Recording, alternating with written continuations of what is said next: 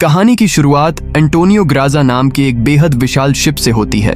इस शिप पर करीब 500 लोग लंदन का सफर तय कर रहे हैं। अंदर एक शानदार पार्टी का माहौल है जहां हर कोई डांस और मस्ती में डूबा है और सामने एक खूबसूरत सिंगर अपना गाना गा रही है। सभी बेहद खुश हैं, पर किसी को इस बात का जरा भी आइडिया नहीं है कि कुछ ही पलों में उनका ये सफर एक खौफनाक सपने में बदलने वाला है। तभी नीचे इंजन रूम में एक अनजान आदमी एक लीवर को जोर से खींच देता है। इस लीवर के ऊपर जाते ही एक तेज धार वाला वायर पूरी पार्टी में खतरनाक तरीके से फैलता है और वहां मौजूद हर इंसान को काट डालता है। पलक झपकते ही लोगों की बॉडी 2 टुकड़ों में कट कर गिर जाती है। चारों तरफ सिर्फ खून बिखर जाता है और वो शानदार शिप एक ही पल में श्मशान बन जाता है। इन सब के बीच केटी नाम की एक छोटी बच्ची किसी तरह बच जाती है। उसकी हाइट काफी कम होती है, जिस वजह से वो जानलेवा वायर उसके सिर के ठीक ऊपर से पार हो जाता है और वो सुरक्षित रह जाती है। अब हमारी स्टोरी सीधे 40 साल आगे का समय दिखाती है। समंदर के बीच कुछ लोग एक पुराने शिप को अपनी टग बोट से खींच कर ले जा रहे हैं। अचानक वो पुराना शिप पानी में डूबने लगता है।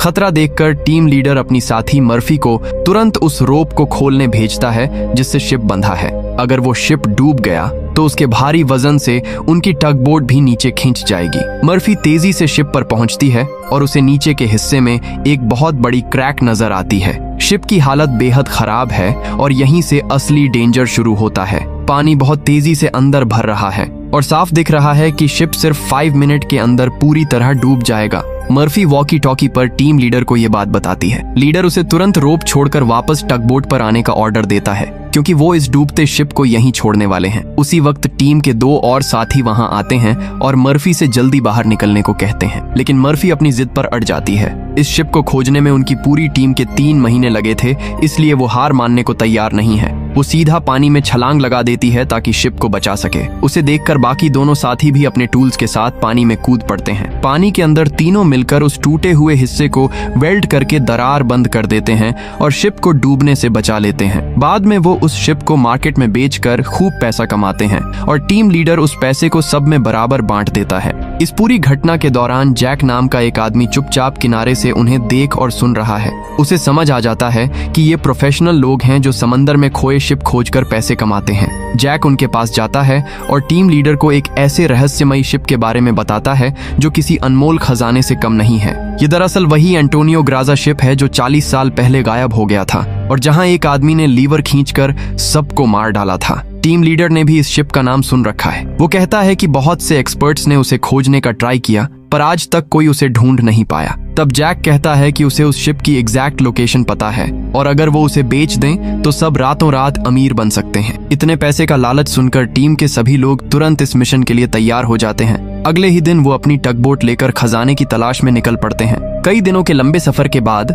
वो समंदर के एक बिल्कुल सुनसान और कोहरे वाले इलाके में पहुंचते हैं। तभी टीम का एक मेंबर अपने सिस्टम पर पास के ही किसी शिप का सिग्नल कैच करता है। अब उन्हें यकीन हो जाता है कि 40 साल से गायब वो शिप यहीं आसपास मौजूद है। थोड़ी दूरी तय करते ही उन्हें धुंध के बीच वही विशाल शिप दिखाई देता है। उसे सामने देखकर सब खुशी से झूम उठते हैं कि इसे बेचकर बहुत मोटा पैसा मिलेगा। टीम लीडर सावधानी से 2 लोगों को टगबोट पर रुकने का ऑर्डर देता है और खुद कुछ साथियों को लेकर शिप के अंदर जांच करने के लिए कदम रखता है। अंदर जाते ही एक अजीब सी गूंजती आवाज आती है जिससे सब थोड़ा डर जाते हैं, पर लीडर उन्हें आगे बढ़ने को कहता है। उस आवाज के पीछे पीछे चलकर वो एक पुरानी घड़ी तक पहुंचते हैं जो 40 साल बाद भी चल रही है। हैरानी तो तब होती है जब उनके सामने ही अचानक घड़ी की सुइयां रुक जाती हैं। वो शिप को और एक्सप्लोर करने के लिए आगे बढ़ते हैं। अंदर का नजारा खौफनाक है। हर तरफ टूटी चीजें, जंग लगा लोहा और बर्बादी का मंजर है। तभी अचानक टीम का एक मेंबर एक कमजोर फर्श टूटने से नीचे गिरने लगता है, लेकिन मर्फी फुर्ती दिखाते हुए उसे पकड़ लेती है। जब वो लोग उसे ऊपर खींच रहे होते हैं तो नीचे अंधेरे में उन्हें वही छोटी लड़की केटी नजर आती है जो 1962 में बची थी। रोंगटे खड़े करने वाली बात यह है कि 40 साल बाद भी वो बिल्कुल वैसी ही बच्ची दिख रही है। ये बात साफ हो जाती है कि वो अब इंसान नहीं बल्कि एक आत्मा बन चुकी है। मर्फी जैसे ही दोबारा उसे देखने की कोशिश करती है वो अंधेरे में गायब हो जाती है। किसी तरह वो अपने साथी को ऊपर खींच लेते हैं, पर अब ये बात साफ है कि इस शिप पर कुछ बेहद खतरनाक और अलौकिक ताकत मौजूद है। मर्फी अंदर से बुरी तरह डरी हुई है कि उसने जो देखा वो सच था या उसका भ्रम। वो लोग अपनी खोज जारी रखते हैं और मेन कैबिन तक पहुंचते हैं। तलाशी के दौरान उन्हें वहां एक डिजिटल वॉच मिलती है। ये देखकर उनका दिमाग सुन्न पड़ जाता है, क्योंकि 40 साल पहले ऐसी डिजिटल वॉच नहीं होती थी। इसका सीधा मतलब है कि उनके आने से पहले भी कोई इस शिप पर जरूर आया है। जांच के बाद वो वापस अपनी टगबोट पर आते हैं। टीम लीडर प्लान बनाता है कि अगले दिन वो इस शिप को मोटी रस्सी से खींचकर ले जाएंगे। अगली सुबह उठने पर उन्हें शिप के निचले हिस्से में एक बड़ा छेद नजर आता है, जिससे समंदर का पानी अंदर आ रहा है और शिप धीरे धीरे डूब रहा है। लीडर हालात देखकर कहता है कि इस भारी हालत में शिप को खींचना बेवकूफी होगी, वरना उनकी टगबोट भी डूब जाएगी। प्लान बदल दिया जाता है। तय होता है कि पहले टीम उस छेद को वेल्ड करके बंद करेगी, फिर पंप से सारा पानी बाहर निकाला जाएगा, उसके बाद ही शिप को खींचेंगे। ये काम करते करते मर्फी अंदर एक पुराने स्विमिंग पूल के पास पहुंचती है। वहां दीवारों पर गोलियों के अनगिनत निशान देखकर वो सन्न रह जाती है। जैसे ही वो वहां से निकलने का ट्राई करती है, अचानक वही छोटी लड़की केटी फिर से उसके सामने आ खड़ी होती है। इस बार मर्फी बुरी तरह डर कर पीछे हटती है और उसका पैर फिसलने से वो सीधे स्विमिंग पूल में जा गिरती है। मामला अब डर से आगे बढ़कर खतरनाक हो चुका है। पूल में गिरने से उसका सिर फर्श से टकराता है और खून बहने लगता है। पर सबसे खौफनाक बात यह है कि पूल का फर्श उस खून को तुरंत ऐसे सोख लेता है जैसे वो जिंदा हो। मर्फी ऊपर देखती है तो लड़की गायब है और उसकी जगह किनारे पर जैक खड़ा है। दोनों के वहां से जाते ही पीछे से वो स्विमिंग पूल पूरी तरह खून से भर जाता है। मतलब साफ है, ये शिप खाली नहीं है, यहाँ कुछ बेहद खौफनाक मौजूद है।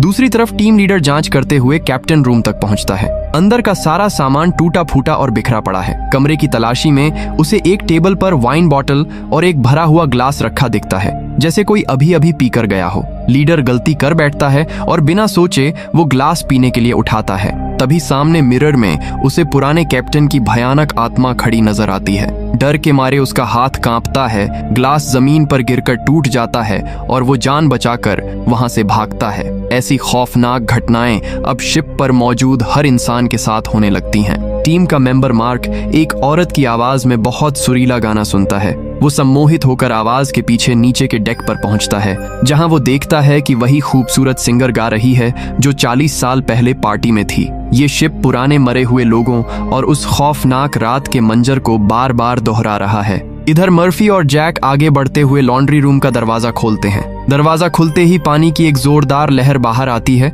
और उसके साथ बहुत सारी इंसानी लाशें बहकर उन पर आ गिरती हैं। अब डर अपनी हदों को पार कर चुका है। मर्फी और जैक बुरी तरह घबरा जाते हैं, पर फिर भी आगे बढ़ते हैं क्योंकि पीछे लौटना भी उतना ही खतरनाक है। आगे जाने पर एक कैबिन का दरवाजा अपने आप खुलता है। अंदर जैक को एक शानदार लग्जरी कार दिखती है और वो लालच से खुश हो जाता है, लेकिन मर्फी को कुछ गड़बड़ महसूस होती है और वो jल्दी निकलना चाहती है। तभी उन्हें पास वाले रूम में कुछ हिलता दिखता है। वो पुरानी चीजें हटाकर देखते हैं और अंदर का नजारा देखकर दंग रह जाते हैं। वहां सोने से भरा एक बॉक्स रखा है। मर्फी वॉकी टॉकी पर सबको बुलाती है। पता चलता है कि वहां ऐसे पूरे 9 बॉक्स हैं और हर एक में 28 सोने की ईंटें हैं। इतना सारा गोल्ड देखकर सबका दिमाग काम करना बंद कर देता है। वो सब रातों रात करोड़पति बनने के लालच में डिसाइड करते हैं कि अब शिप को छोड़कर सिर्फ ये गोल्ड लेकर यहाँ से निकल जाएंगे। यही उनकी सबसे जानलेवा गलती साबित होती है। वो सारा सोना अपनी टगबोट में लोड कर देते हैं और निकलने की तैयारी में लग जाते हैं। बाहर टगबोट का कैप्टन इंजन रूम में साफ सफाई कर रहा है। तभी अचानक सिलेंडर वाल्व अपने आप खुलता है और खतरनाक गैस लीक होने लगती है। ये साफ तौर पर कोई एक्सीडेंट नहीं, बल्कि उन्हें रोकने के लिए किसी शैतानी ताकत का काम है।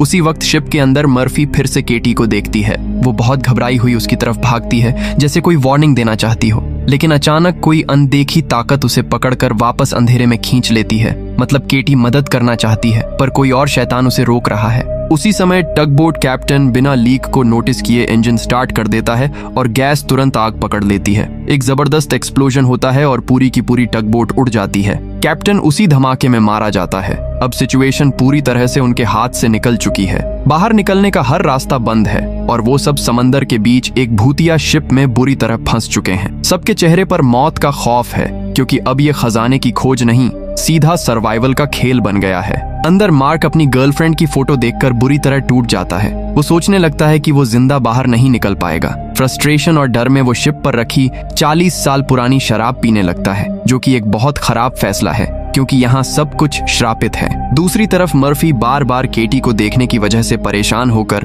पूरा सच जानने का फैसला करती है। वो पुराने पैसेंजर्स की डिटेल्स चेक करके केटी के कमरे तक पहुंच जाती है। यहीं से इस शिप का असली खौफनाक सच खुलना शुरू होता है। मर्फी जब क्लोजेट खोलती है तो अंदर केटी की लाश देखकर दहशत से भर जाती है। मर्फी अपनी हिम्मत जुटाकर केटी के गले से एक पुराना लॉकेट निकालती है। जैसे ही वो उसे खोलती है, अंदर केटी की अपने पेरेंट्स के साथ फोटो होती है। ये देखकर वो हैरान रह जाती है। तभी पीछे से केटी की आवाज गूंजती है, लॉकेट बंद मत करो, मैं इतने सालों बाद अपने मम्मी पापा को देख रही हूँ। अब ये साफ है कि मर्फी एक भटकती आत्मा से बात कर रही है। जब वो लॉकेट केटी को देने का ट्राई करती है तो वो उसके हाथ के आर पार निकल जाता है। केटी उसे सारा सच बताती है। वो कहती है कि इस मनहूस शिप पर बहुत सी आत्माएं सालों से फंसी हैं। जब तक सबको कंट्रोल करने वाले उस शैतान को नहीं मारा जाएगा, कोई यहाँ से आजाद नहीं होगा। मर्फी पूछती है कि वो आदमी कौन है, पर जैसे ही केटी उसका नाम बताने लगती है, अजीब और घिनौने कीड़े पूरे डेक पर फैलने लगते हैं। केटी डर जाती है और वार्निंग देती है, यहाँ से तुरंत निकल जाओ वरना तुम सब मारे जाओगे, और फिर वो गायब हो जाती है। दूसरी तरफ मार्क नशे में धुत है और चक्कर खा रहा है। अचानक उसके आसपास सब हिलने लगता है और 40 साल पीछे चला जाता है। उसे सब कुछ नया और मरे हुए लोग जिंदा दिखने लगते हैं। वो खुद को पार्टी के बीच पाता है। वहीं खूबसूरत सिंगर उसे अपने जाल में फंसाती है और बहकाने लगती है। मार्क बिना सोचे उसे किस करता है और उसके पीछे चल पड़ता है। वो चलते चलते फर्श के किनारे रुकती है और मार्क को बुलाती है। जैसे ही मार्क उसके पास जाने के लिए आगे कदम बढ़ाता है, टूटा हुआ फर्श नीचे गिर जाता है और वो सीधे गिरकर तड़प तड़प कर मर जाता है। ये शिप असल में लोगों के दिमाग से खेलता है और उन्हें खुद मरने पर मजबूर कर देता है। टीम लीडर डरा हुआ कैप्टन रूम में बैठा है। तभी पुराने कैप्टन की खौफनाक आत्मा उसके सामने आ जाती है। वो लीडर को शराब ऑफर करती है और लोरेलाई नाम के एक दूसरे शिप की फोटो दिखाती है जिसमें बहुत बड़ा खजाना छिपा था। कैप्टन बताता है कि एक अनजान आदमी ने उन्हें इस खजाने के बारे में बताया था। जब वो उस आदमी की 40 साल पुरानी फोटो दिखाता है तो लीडर के होश उड़ जाते हैं। उस फोटो में कोई और नहीं बल्कि जैक होता है। लीडर तुरंत समझ जाता है कि 40 साल तक बिल्कुल वैसा ही दिखने वाला जैक कोई इंसान नहीं बल्कि इंसानों का शिकार करने वाला खतरनाक डीमन है। लीडर सबको अलर्ट करने भागता है, पर रास्ते में उसे टग बोट एक्सप्लोजन में मरे इंसान की जली हुई आत्मा अटैक करती दिखती है। लीडर डर के मारे अपना पूरा कंट्रोल खो बैठता है। उसी वक्त सामने से मर्फी आती है, पर लीडर को वो भी आत्मा नजर आती है और वो उस पर ही जानलेवा अटैक कर देता है। मर्फी सेल्फ डिफेंस में उसके पैर पर वार करके उसे घायल करती है। तभी पीछे से जैक आकर एक भारी आयरन रॉड से लीडर के सिर पर जोरदार वार करता है और उसे बेहोश कर देता है। असल में जैक ही इस पूरे खूनी खेल का मास्टरमाइंड है। टीम लीडर को सच्चाई पता चल गई थी,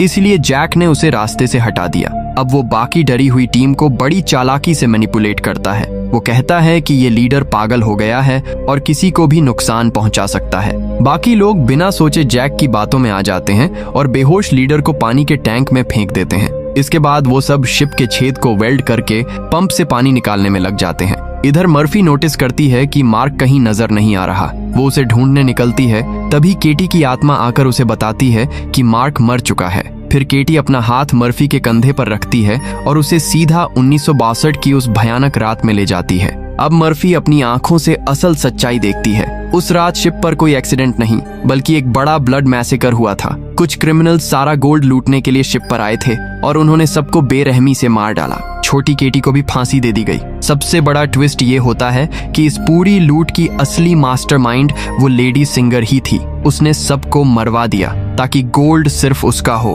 पर अचानक एक और आदमी सामने आता है और सिंगर को आयरन चेन से लटकाकर मार देता है। वो असली मास्टरमाइंड कोई और नहीं, जैक ही था। मर्फी को जैक का पूरा प्लान साफ समझ आ जाता है। शिप डूब रहा था और उसे ठीक करने के लिए एक्सपर्ट लोग चाहिए थे, इसलिए जैक ने इन्हें यहाँ फंसाया। काम निकल जाने के बाद अब वो सबको मारना चाहता है। मर्फी को अपनी गलती का एहसास होता है और वो भागकर टीम लीडर को बचाने टैंक के पास पहुंचती है, पर बहुत देर हो चुकी है। टैंक पानी से भर चुका है और लीडर मर चुका है। मर्फी तुरंत डॉज को ढूंढती है और उसे साफ साफ बता देती है कि जैक डीमन है, उसे देखते ही गोली मार देना। जैक सामने आते ही डॉज बिना सोचे गन निकालकर ट्रिगर दबा देता है। जैक पीछे गिर जाता है और डॉज उसे मरा हुआ समझकर चला जाता है, जबकि जैक अभी भी जिंदा होता है। उधर मर्फी को अपना दूसरा साथी भी पानी में मरा हुआ मिलता है। अब पूरी टीम में सिर्फ मर्फी और डॉज बचे हैं। मर्फी एक बड़ा फैसला लेती है कि इस मनहूस शिप को हमेशा के लिए खत्म करना पड़ेगा और वो जगह जगह एक्सप्लोजिव लगाने लगती है। डॉज आकर कहता है कि मैंने जैक को मार दिया है। मर्फी उसे रोकते हुए बताती है कि जैक डीमन है, वो इतनी आसानी से नहीं मरेगा, हमें शिप को उड़ाना ही होगा। डॉज लालच में आकर कहता है कि ऐसा करने से हमारा गोल्ड भी चला जाएगा। मर्फी साफ जवाब देती है कि वो गोल्ड असली नहीं है, वो सिर्फ जैक का बिछाया हुआ ट्रैप है। वो अपने फैसले पर अड़ी रहती है। जैक समझ जाता है कि मर्फी किसी की नहीं सुनेगी। वो अपना असली और खौफनाक शैतानी रूप दिखाता है और बताता है कि डॉज तो पहले ही मर चुका है। मर्फी जिस डॉज से बात कर रही थी वो भी सिर्फ एक इल्यूजन था। जैक अपना सच खोलते हुए कहता है कि मैं लालची लोगों की फंसी हुई आत्माएं इकट्ठा करता हूं और यही मेरी सजा है, इसके लिए मुझे ये शिप चाहिए। जैक उसे एक डील देता है कि तुम शिप मत उड़ाओ, मैं तुम्हें जिंदा जाने दूंगा। मर्फी को पता है कि अगर वो मानी तो ये साइकिल कभी खत्म नहीं होगी, इसलिए वो साफ मना कर देती है। जैक गुस्से में उसे आयरन रॉड से मारकर नीचे गिरा देता है और खत्म करने आगे बढ़ता है। आखिर में मर्फी अपना सबसे बड़ा दांव चलती है। वो सीधे बॉम्ब के रिमोट पर वार करती है और समंदर में छलांग लगा देती है। रिमोट ट्रिगर होते ही शिप पर एक जोरदार ब्लास्ट होता है और वो आग के गोलों के साथ डूबने लगता है। पानी के अंदर मर्फी की सांस टूट रही है। तभी केटी की आत्मा आकर उसका हाथ पकड़ती है और उसे ऊपर ले जाती है। ब्लास्ट के कारण शिप पर कैद सारी आत्माएं आजाद होकर ऊपर जा रही हैं। केटी की आत्मा पवित्र थी, इसलिए जैक उसे कंट्रोल नहीं कर पाया था। मर्फी पानी की सतह पर पहुंचकर एक बॉक्स के सहारे तैरती है और एक गुजरता शिप उसे बचा लेता है। सब कुछ खत्म हुआ सा लगता है, पर असली ट्विस्ट अभी बाकी है। एम्बुलेंस में बैठी मर्फी जब खिड़की से बाहर देखती है तो उसका दिमाग सुन्न पड़ जाता है। जैक अभी भी जिंदा है और वो आराम से सारा गोल्ड एक दूसरे शिप में ले जा रहा है। शिप डूब गया पर सिस्टम नहीं टूटा। बुराई अभी भी जिंदा है और जैक फिर नए लोगों को फंसाएगा। इस तरह से ये कहानी यही खत्म ही जाती है। तो दोस्तों, आपको ये कहानी कैसी लगी कमेंट करके जरूर बताना और इसी तरह की कहानियों के लिए हमारे चैनल को सब्सक्राइब जरूर करना।